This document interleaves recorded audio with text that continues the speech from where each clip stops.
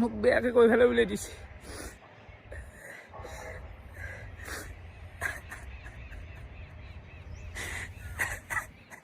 ভিডিওটো গাইজ আজি বহুতো এটা বেয়া লগা কথা, যেহেতু আমাৰ অসমৰ ইউটিউবাৰ ৰাজস্থানত গৈছিল মিষ্টাৰ ইণ্ডিয়ান হেকাৰক লগ কৰাৰ কাৰণে, আৰু এইটো ক্লিপ চাই মানে বেয়া লাগি গ'ল। ক্লিপটো একবাৰ মই স্ক্ৰীণত দেখাই দি আছোঁ, চাওক সকলোৱে।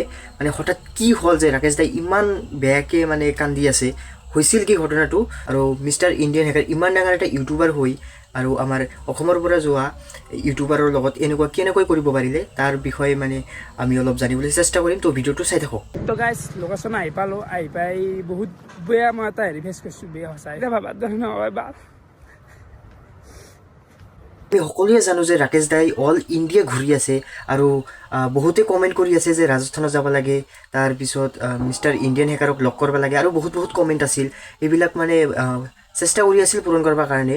হঠাৎ কি হ'ল যে তাতে যাই লগ কৰিব নোৱাৰিল, আৰু তাৰে চিকিউৰিটিবিলাক গাৰ্ডবিলাক ইমান এনেকুৱা কি হ'ল যে আমাৰ অসমৰ পৰা এজন ইউটিউবাৰ গৈছে, তাকো মানে সন্মানটো দূৰৰ কথা এনেকৈ গালি পাৰি খেদাই দিছে। মানে কি হৈছিল ৰাকেশ দাৰ নিজৰ মুখে কৈ আছে, অলপ শুনক। আৰু ভিডিঅ'টো যিমান পাৰে শ্বেয়াৰ কৰি দিয়ক, মোৰটো নহ'লেও ৰাকেশ দাৰটো শ্বেয়াৰ কৰি দিয়ক, মানে ইয়াৰ এটা ন্যায় আমাক লাগে। তো চাই থাকক মানে কি কৈছিল ঘটনাটো। নাই ভিতরে যাই বেয়াকৈ কৈছে ভিডিঅ' কৰাই তাৰপিছত বা আছে ফাৰক নাই বাটাই সেইগিলা কৈছে, ইমান দূৰৰ পৰা আছে কৈ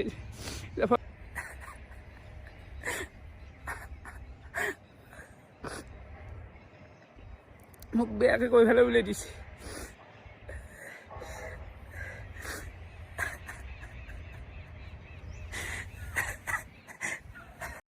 তো চাওক ৰাকেশ দাই নিজে কৈছে যে মই অসমৰ পৰা আহিছোঁ, ইমান দূৰৰ পৰা আহিছোঁ, তথাপিও মানে কোনো সন্মানটো দূৰৰ কথা, কোনো ৰেচপন্সে নাই যে ইমান ডাঙৰ এটা ইউটিউবাৰ গৈছে, মানে অসমৰ পৰা ইমান দূৰৰ পৰা যে গৈছে, অলপ কিবা বৈভা কিবা কিবি এইবিলাক একো নাই। মানে কি ক'ম, যিমান পাৰে ভিডিঅ'টো শ্বেয়াৰ কৰি দিয়ক, ৰাকেশ দাৰ ভিডিঅ'টো। আৰু কি হৈছিল ঘটনাটো মোৰ ভিডিঅ'ত সিমান ভালকৈ দিয়া নাই, মই মাত্ৰ দেখা পালোঁ আৰু সেইকাৰণে ময়ো শ্বেয়াৰ কৰি দিলোঁ। আৰু আপোনালোকে যাই ভিডিঅ'টো চাই আছে, ৰাকেশ দাৰ ভিডিঅ'টো যাই কিনে চাব, আৰু তাতে চব মানে ডিটেইলছত ৰাকেশ দাই ভালকৈ ক'ব পাৰিব, আমি যিহেতু নাজানো সেনেকৈ ভালকৈ।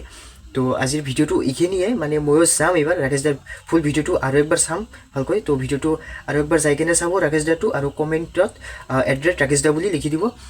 আৰু ইয়াৰ মানে এটা আমাৰ ন্যায় লাগে। তো আজিকালি অলপ আমি ৰাকেশ দাৰ আছিল সেইবিলাক জানিবলৈ আৰু অলপ চেষ্টা কৰোঁ।